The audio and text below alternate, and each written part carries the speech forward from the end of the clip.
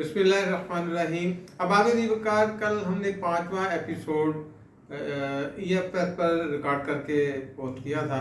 क्योंकि वो काफ़ी लंबा था तो उसको हमने 2 हिस्सों में तकसीम कर दिया। पहला हिस्सा कल हमने पोस्ट कर दिया था, दूसरा हिस्सा आज आपकी खिदमत में पेश कर रहे हैं। जो कोटा हमें मिलता है वो कितनी देर के लिए है।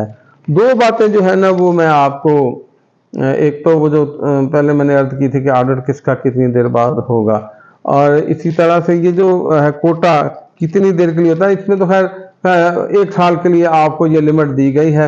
1 साल के बाद आप दोबारा रिकंसाइल करके उसको दोबारा से बहाल कर सकते हैं। SRO में ये भी ऑप्शन मौजूद है सिस्टम में कि ये आपका डेबिट क्रेडिट भी खुद करेगा। आपने इंपोर्ट किया, आपके खाते में वो दर्ज कर दिया जाएगा। जब आप EFS में वो माल एक्सपोर्ट करेंगे तो वहाँ से वो उतना माइनस होता जाएगा, और साल के बाद जो है वो आपकी परफॉर्मेंस जो है वो आप अप्लाई करेंगे। वो देखने के बाद आपकी जो वैल्यू है, इवन यहाँ तक कि आपकी कैटेगरी भी चेंज की जा सकती है। आपकी परफॉर्मेंस देख के कुछ लोग हैं जो कॉन्ट्रैक्ट की बुनियाद पर लाइसेंस ले रहे हैं, जब वो 1 साल की परफॉर्मेंस दिखाएंगे तो उनकी परफॉर्मेंस की बुनियाद पर भी उन्हें वो मजीद इन्हांस किया जा सकता है।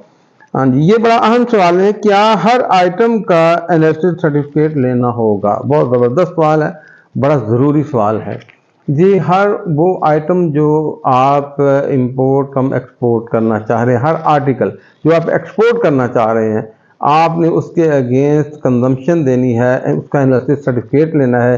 अगर आपने एक आइटम माइक्रो फाइबर इंपोर्ट किया और वो उसकी एक आपने उसका एक आर्टिकल बना के एक्सपोर्ट कर दिया, अगली दफ़ा भी माइक्रो फाइबर आया तो वो उसी एनालिसिस सर्टिफिकेट के तहत एक्सपोर्ट होता रहेगा। और अगर आपने माइक्रो फाइबर इंपोर्ट किया, एक दफ़ा आपने बेडशीट बनाई, उसका एनालिसिस सर्टिफिकेट लिया, अब दूसरी दफ़ा आपने पिलो भी साथ बनाना है तो उसका फिर एनालिसिस सर्टिफिकेट लेना होगा। इसके अलावा मज़ीद आपने अगर उसमें से कोई कुशन बना रहे हैं उसमें, या कुछ कोई और चीज़ बना रहे हैं, तो हर आर्टिकल का एनालिसिस सर्टिफिकेट लेना होगा। वजह क्या है कि बेडशीट की अपनी एक कंजम्पशन है, उसकी अपनी एक वेस्टेज है, और पिलो की अपनी एक कंजम्पशन है, अपनी एक वेस्टेज है। लिहाजा हर आर्टिकल में कंजम्पशन और वेस्टेज अलग-अलग होती है, उसके लिए आपको एनालिसिस सर्टिफिकेट लेना होगा। मोटी सी बात है, हिसाब इस बात का देना है कितना इंपोर्ट किया, कितना कंज्यूम किया, कितनी वेस्टेज आई। लिहाजा इस वजह से आर्टिकल के लिहाज से हमें एनालिसिस सर्टिफिकेट लेना होता है। अच्छा जी, इसके बाद ये एक बड़ा अहम सवाल भी है, और मैंने ये जो पिछले हमारा एपिसोड था उसमें मैंने कहा था कि अगला प्रोग्राम बड़ा दिलचस्प होगा, और उसमें मैं आपको ये बताऊंगा कि रिवॉल्विंग इंश्योरेंस गारंटी क्या है, रिवॉल्विंग बैंक गारंटी क्या है। इसकी मैं एक आपको मिसाल सादा अल्फाज में देता हूँ कि मुख्तलिफ बैंक जो हैं वो रनिंग फाइनेंस देते हैं। रनिंग फाइनेंस क्या है कि वो आपको 30 लाख रुपया जो है वो आपको लोन दे देते हैं। आपके अकाउंट में 30 मिलियन ट्रांसफर हो जाता है और वो बैंक में पड़ा रहता है। आपको 5 लाख रुपए की ज़रूरत पड़ती है, तो आप उस 30 में से जब 5 लाख रुपए निकलवाते हैं तो बैंक आपसे जो मार्कअप लेगा वो सिर्फ 5 लाख का लेगा, वो 30 लाख का मार्कअप नहीं लेगा, क्योंकि रनिंग फाइनेंस है, जितना आपने रन कर रहे हैं उतना ही वो आपसे मार्कअप लेगा। थोड़े दिन बाद दोबारा आपको 10 लाख रुपए की ज़रूरत पड़ गई, आप फिर 10 लाख रुपए निकलवाते हैं तो वो आपसे 15 लाख पर मार्कअप लेगा। लिहाजा रिवॉल्विंग बैंक गारंटी ये है कि जितनी मालियत का आपको लाइसेंस इशू हुआ, बैंक उतनी मालियत सेंक्शन कर देगा।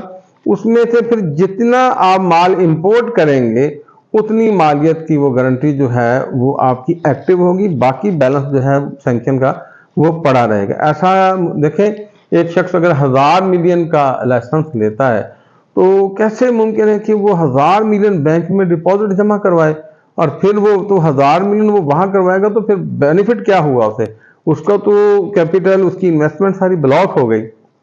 लिहाजा प्रॉपर्टी मॉर्गेज भी करवाई जा सकती है। अभी एक SRO 1093 आया इसी की सिलसिले में 957 में, तो उसमें डिफेंस सेविंग सर्टिफिकेट की भी ऑप्शन दी गई है, अब मॉर्गेज की फैसिलिटी दी गई है। इस तरह की मुख्तलिफ सहूलतें हैं। थोड़ा सा SRO पर भी वर्कगर्दानी कीजिए, नजरसानी कीजिए, आपको काफ़ी कुछ उसमें से मिलेगा। इसी तरह से रिवॉल्विंग इंश्योरेंस गारंटी है कि एक बंदे को 1000 मिलियन का लाइसेंस मिला है तो अब ऐसा नहीं है कि वो 1000 मिलियन जो है उसका वो प्रीमियम पे करेगा। वो इंश्योरेंस कंपनी जो है उसको 1000 मिलियन की insurance guarantee, revolving insurance guarantee जारी कर देगी, लेकिन जितनी रकम उसकी इस्तेमाल होगी इंपोर्ट स्टेज पर या लोकल परचेज पर, तो उतनी मालियत की वो आप उतनी मालियत का प्रीमियम आपसे वो लेगी। ये आप किसी भी इंश्योरेंस कंपनी जो अच्छी शोहरत की हामिल इंश्योरेंस कंपनियां हैं, आप उनसे भी बात कर सकते हैं। जो अच्छे बड़े बैंक हैं उनका वास्ता रिवॉल्विंग बैंक गारंटी से पड़ता रहता होगा, आप उनसे भी मालूमात ले सकते हैं। फिर भी अगर आप ज़रूरत महसूस करें तो मैं बंदा नाचीज़ आपको मज़ीद एक्सप्लेन करने के लिए, रहनुमाई के लिए हाजिर हूँ। ये है revolving insurance guarantee, revolving bank guarantee. और इसमें एक मैं आपसे ये गुजारिश भी करूँगा कि जो मैंने पहले भी आपकी खिदमत में कहा कि हमें हुकूमत से हर प्लेटफार्म से कुछ अपने मसाइल जो हैं वो पेश करने हैं। इसमें इस लाइसेंस में EFS में एक बहुत बड़ी खामी है, या कह लें कि वो वक्त के मुताबिक हमें वो फेस करनी पड़ रही है। पहले SR 450 में, 327 में, DTRE में जब हमें लाइसेंस इशू होता था तो वो होता था कि अगर 100 मिलियन का लाइसेंस इशू हुआ है, इट मीन कि आप 100 मिलियन की ड्यूटी और सेल टैक्स जो है वो आपको माफ़ होगा। दोबारा अर्ज करता हूं, अगर 100 मिलियन का लाइसेंस SR 450 में, 327 में मिलता था तो उसका मतलब ये होता था कि आप 100 मिलियन तक के कस्टम ड्यूटी और सेल्स टैक्स आपको इस SRO के तहत माफ़ होंगे। लेकिन EFS में मामला ये है कि अगर आपको 100 मिलियन का लाइसेंस मिलता है तो उसका ये मतलब है कि 100 मिलियन वैल्यू जो है उतनी मालियत के माल पर आपको जो है वो ड्यूटी टैक्सेस माफ़ होंगे। अगर 100 मिलियन का लाइसेंस है तो आप मोटा मोटा अंदाज़ा लगा लीजिए कि आपको 50 मिलियन का बेनिफिट मिला है। 50 million, for example local purchase में आपको 1 करोड़ रुपए का बेनिफिट दिया गया, लाइसेंस दिया गया, तो इट मीन के 18% सेल टैक्स है तो आपको 18 लाख का बेनिफिट मिला। दूसरी जानब लाइसेंस में लिखा है 100 मिलियन, लेकिन बेनिफिट आपको पहुंच रहा है सिर्फ 18 लाख का। अब जब जो रेगुलेटरी अथॉरिटीज़ हैं वो जब लाइसेंस जारी करती हैं तो वो देखती हैं कि 100 मिलियन का हम लाइसेंस दे रहे हैं, लेकिन दूसरी जानब जो बेनिफिट लेने वाला है, जो लाइसेंस होल्डर है, उसको सिर्फ 18 लाख रुपए का बेनिफिट मिल रहा है। अब आप इसको जोड़िए रिवॉल्विंग इंश्योरेंस गारंटी से, रिवॉल्विंग बैंक गारंटी से। अगर बैंक 100 मिलियन की गारंटी दे रहा है तो आप तो सिर्फ 18 लाख का बेनिफिट ले रहे हैं, तो लिहाजा ये कैसे मुमकिन है कि वो आपसे 100 मिलियन का मार्कअप ले? आपको तो बेनिफिट सिर्फ 18 लाख का। ये बड़ा टेक्निकल पॉइंट है और मैं भी अपने प्लेटफॉर्म से इसको हुकाम बाला तक अप्लाई करूंगा, आप भी कीजिए कि अगर हमें 100 मिलियन का लाइसेंस मिलता है तो बेनिफिट हमें लोकल परचेज में तो सिर्फ 18 लाख का मिल रहा है और हम बैंक गारंटी या इंश्योरेंस गारंटी 100 मिलियन की दें, तो ये कुछ बात समझ में नहीं आती। हुकूमत को अपने पैसे से मतलब है, अपनी ड्यूटी टैक्स से मतलब है, उसकी वैल्यू से मतलब नहीं है। बाक़त ऐसा भी होता है, एक चीज़ हम जो है वो $1 पर केजी मंगवाते हैं, लेकिन यहाँ आकर उसकी वैल्यू जो है वो $3.5 पर केजी लग जाती है। तो जब वो $3.5 लगेगी तो हमारा लाइसेंस तो पिछले सिर्फ 2 शिपमेंट में ख़त्म हो जाएगा। लिहाजा बेनिफिट जो है वो ड्यूटी और टैक्सेस का हम ले रहे हैं, हमसे सिक्योरिटी इंस्ट्रूमेंट भी ड्यूटी और टैक्सेस का ही लेना चाहिए। ये मेरा एक हुकाम बाला से मुतालबा भी है, और अगर आप इस मामले को समझ सकें तो इसको आप भी अपने प्लेटफॉर्म से आगे पहुंचाइएगा। अच्छा जी, इसके बाद एक सवाल ये हुआ था कि इसको कैसे हम ऑपरेट करें, सबसे बेहतरीन तरीका जो है इसको ऑपरेट करने का क्या है।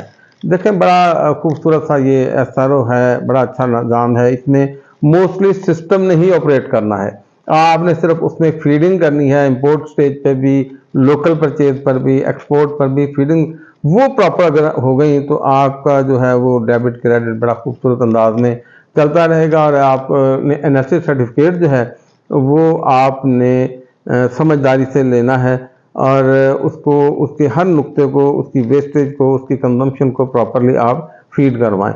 जब ये हो जाएगा तो फिर आपको प्रॉब्लम नहीं आएगा। जी, जहाँ तक ये बात हो रही थी कि हम इसको कैसे बेहतर अंदाज में ऑपरेट कर सकते हैं, तो उसमें एक तरीका ये भी है कि आप इस एसआरओ के लिए, इसको ऑपरेट करने के लिए, इसका रिकॉर्ड मेंटेन करने के लिए एक सेपरेट बंदा रखें, ताकि जो इंपोर्ट को भी समझता हो, नेशनल सर्टिफिकेट को भी समझता हो, लोकल परचेज के मामला को भी समझता हो।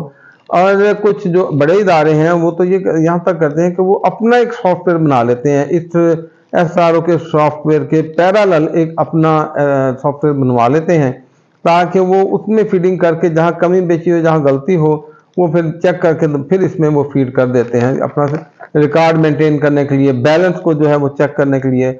ये सारा कुछ किया जाता है। कंप्यूटर का दौर है, बहुत कुछ हो सकता है और बहुत कुछ अभी आगे होना है। एक सवाल ये आया था कि कॉमन बॉन्डेड वेयर हाउस जो है, इसको ये क्या है, इसके बारे में कुछ बता दिया जाए।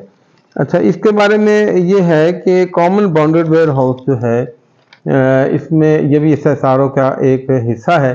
इसमें ये होगा कि एक शख्स इंपोर्ट करता है और वो 100% माल एक्सपोर्टर्स को सप्लाई करता है। तो जब वो एक्सपोर्टर को सप्लाई करेगा तो वो उसे कहेंगे कि हमें ज़ीरो रेटेड इनवाइस दो। अब उस बंदे ने तो सेल टैक्स पे किया है और वो एक्सपोर्टर को सप्लाई कर रहा है, लिहाजा उसके लिए भी प्रॉब्लम होगी कि वो ज़ीरो रेटेड कैसे देगा। उसने तो ड्यूटी टैक्सेस भरे हैं, लिहाजा वो भी ईएफएस लेगा।